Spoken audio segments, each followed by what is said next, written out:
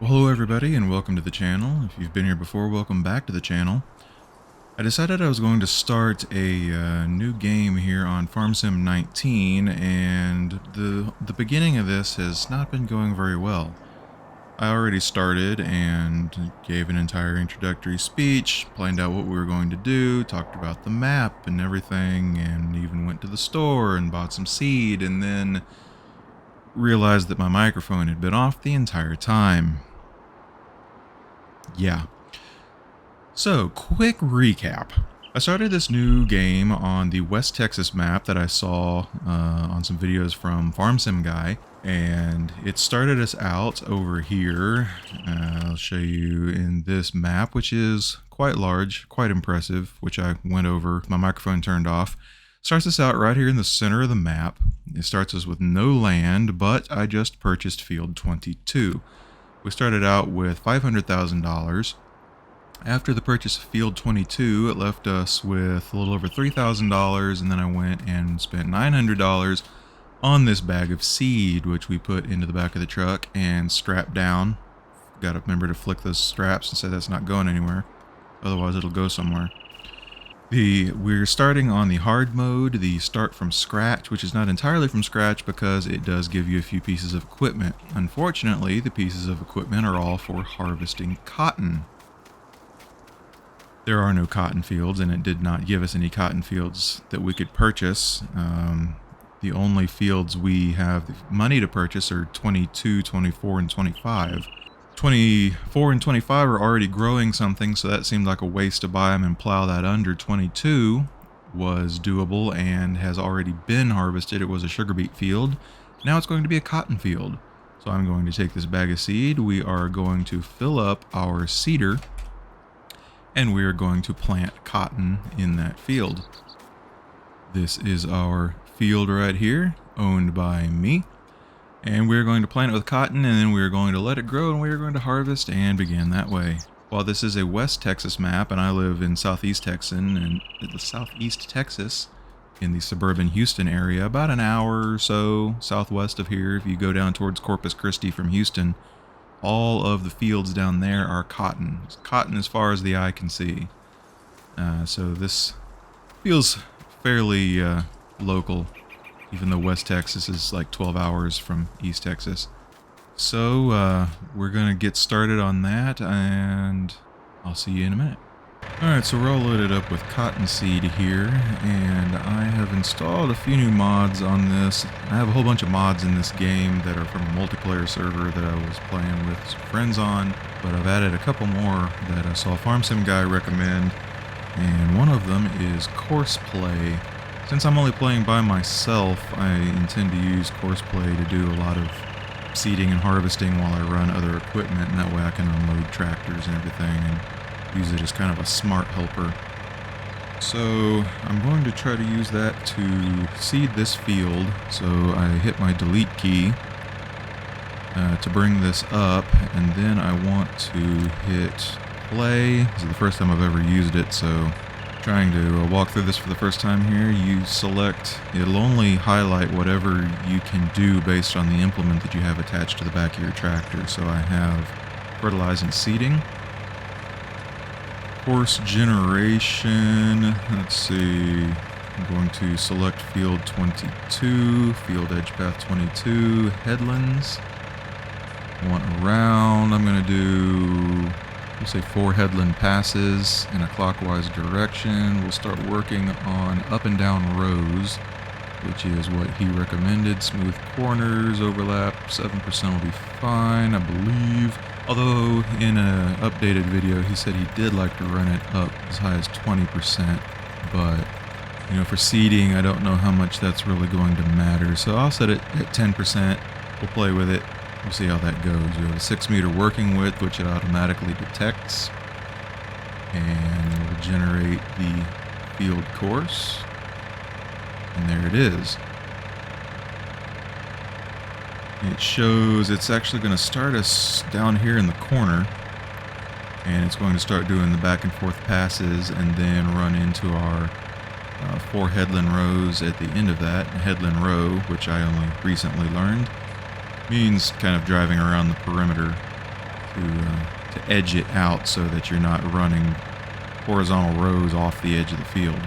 And then it will bring us back up here to a stop point, and it shows a gradient. Green is stop, and then it gets more yellow, orange, and red up till the point where it finishes.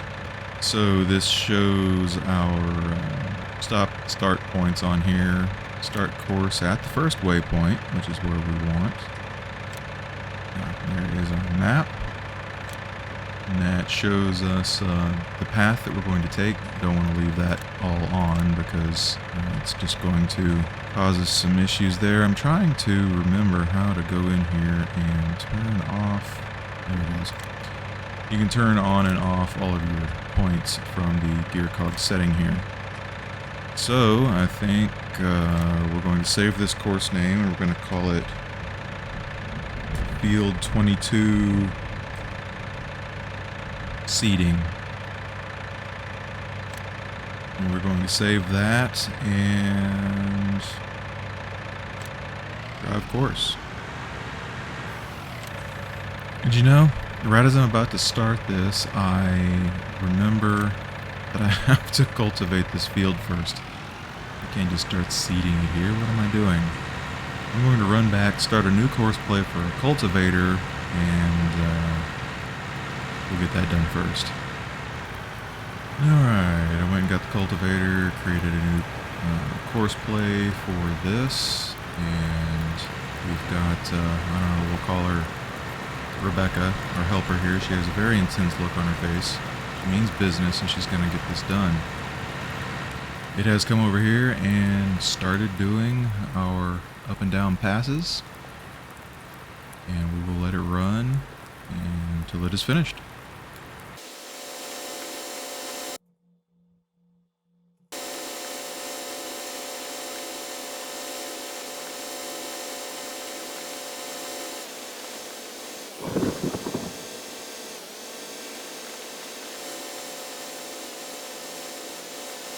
But now this is interesting here because for some reason it is not lining up correctly, hitting the previous row. So I'm going to have to do a little bit of fiddling with this and figure out why that is. Might not have enough overlap in it or something. Okay, so I went and played around with the settings a little bit. Now I got figured out our little path problem. Course play is supposed to auto-detect the width of the implement, but for some reason, and I don't know if it was because I just switched them or whatever, but it screwed it up, and it thought that this 5-meter wide cultivator was 5.9 meters, so it calculated its path based on 5.9 meters, thinking the cultivator was, going to be cutting a larger swath than it was, so I recalculated everything with it set to the correct 5 meters. There's a button I can go in there to auto-detect, and once I hit that, it reset it to the correct 5 meters. So I've done that, generated a version 2 path for this field, and set it back off, and it's going to obviously go back over some of what it's already done, but it should take care of all of our problems and get this field cultivated. Alright, we're on the last of the back and forth or up and down rows, and I've got all of the markers turned on. Each one of these little orange dots is one of the waypoints. You can see it's got its last up and down row very close to the penultimate row, and then our 4 headlands rows marked off to the left. So I wanted to record how it gets to the end here and starts transitioning into the headland rows so we can see what it does. You can see here it's coming up to this last section, and then it's going to turn. I don't know if it's going to back up and start. I don't think it will. I think it's just going to, I don't know what it's going to do. I guess maybe the start for the headland row is going to be somewhere else.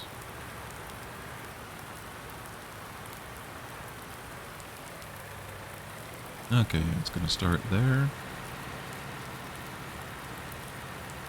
And then make its way around, finishing off these 4 passes.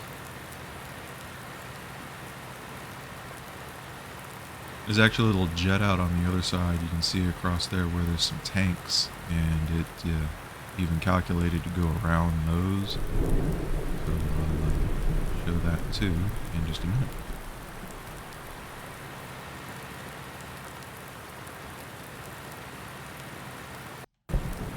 Here we're coming up on our little path around. You can see how it calculated everything.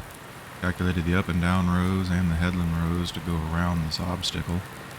There will invariably be some little bit in the corner that doesn't get done, but for the convenience and time saving of having it do all of this for me, I think that's an acceptable loss. Alright, so it's done really well in everywhere except this one bizarre obtuse corner. It's missed a couple of spots. It's going to miss that little bit of corner there. But I can come back and clean that up manually, and if that's the only thing I have to do to fix this automatic course play, then I am absolutely okay with that. Here we can see how it handles its last pass around this obstacle in the middle of the field. As I expected, it's just going to kind of miss that inside corner there. But again, that's a perfectly acceptable loss for the time and effort savings that this is offering, because I can't imagine having to do this entire field manually with a cultivator this small. And there we have it. It has reached the end point. Our field is cultivated. And as soon as I could figure out how to do it, I will hit stop driver. Now I will have control of the tractor again, and I'll go over to that corner, fix that last little bit, and that'll probably be the end of this episode.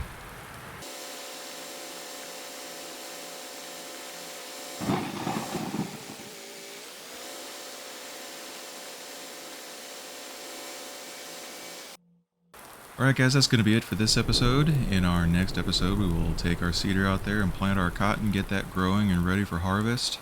So if you've enjoyed this video, please give it a like and consider subscribing if you want to see the rest of this series and any of the other simulation type games that I'm going to be playing in the future.